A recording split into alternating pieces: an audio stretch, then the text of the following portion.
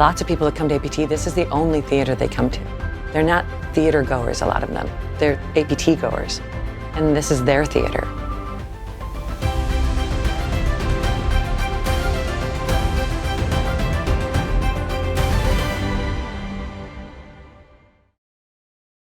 For your safety and the safety of the actors, please keep the aisles clear.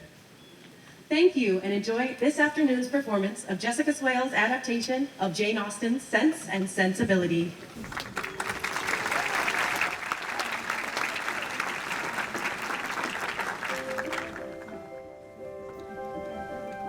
You're really in it, and time sort of stops, and all of a sudden, the air feels kind of liquid. And you are in this liquid environment with other people, and you're making something together. I don't know, that is just the thing that it feels like to me. And that really is what drew me to it, is that feeling of stopping time for a minute, I guess, for 2 hours and 50 minutes if you're in Hamlet. More like 3.5 hours, but don't tell anybody. People are sometimes surprised because you're coming out to a really small town in the middle of nowhere, and then they go up the hill or to the touchstone and they see a play that just kind of blows them away. We're on 110 acres. It's out kind of in the middle of nowhere. They have to sort of leave their life behind, and when they get out here, they can just concentrate on being with friends, picnicking, and then seeing an amazing show. It's a 1,100-seat house, and we have a second theater, and I got to help build all of that and be a part of all that, which was a lot of trying to really include and really talk to people and find out what they wanted and how they could be valued. Because this institution is built on the back of incredibly talented, hardworking, devoted artists.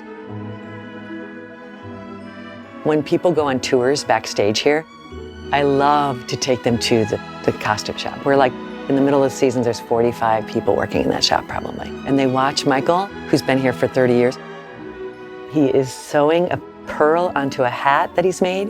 And they're like, what? Or they watch the wig artisans, our wig mistress, she, drawing the hairs through the netting on a wig. And they're like, you make those? Who are these magic people that come here to do that stuff, And you're like, yeah, they're craftsmen. They are artists. They care. You'll see empire dresses. You might see some white powdered wigs every now and then, although we haven't done that sort of thing in quite a long time. Corsets. But then you'll also see people walking around in their underwear, or sometimes in a punk rock chicken outfit, which is what I'll be doing tomorrow night. We spend a lot of time in the classics, quote unquote, even though at the moment I think that at this point in time, we are asking ourselves, what do we consider a classic and why? What plays have been lost? What plays can we unearth again that are possibly really classic, that hold classic ideas? What makes us feel big? What makes us feel small? What makes us want to keep on living and search for answers? I think that's what a classic play does. I was an actor, like I said, for a long time, and it filled me up to find really actors that were much better than me to come have a life here or to come have work here. So when the company got formed, people were committed to 6 months of work, which in our industry is a really long contract. We got to commit to some people and their talent, and they got to grow in immense ways. And a lot of those people are still here. We have a lot of people who've been here for over 20 years working. Now we've grown to 250 employees. As challenging as it is, people come back. I am very fortunate, and those of us who are in the core company are really fortunate to have found this place, because for some of us, it has really afforded us some stability so we could, have a family if we wanted. So I have a family. I met my husband, Jim Ridge, here, my first year working here. So I have a house and a home here, and kids who grew up in this neighborhood and among these green trees and the Wisconsin River. We are right next to the village of Spring Green, which is a really special place. It's wonderful combination of sort of a rural farm community and a place that has a lot of artists.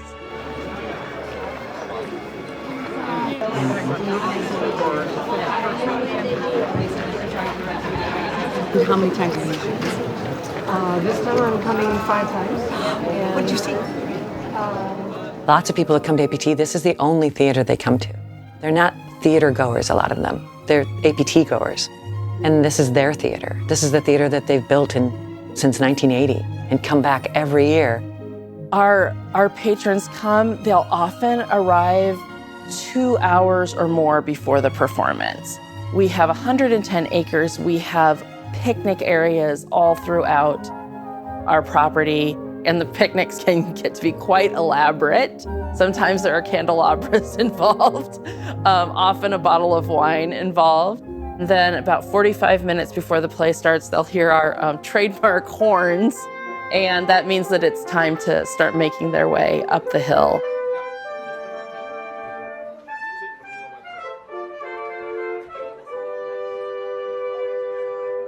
Hello, everyone.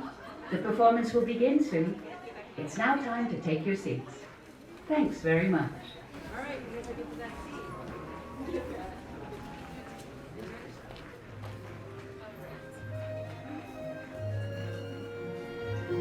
To see a play under the stars, it's breathtaking. There's nothing like it at that, to look up at the end of the night.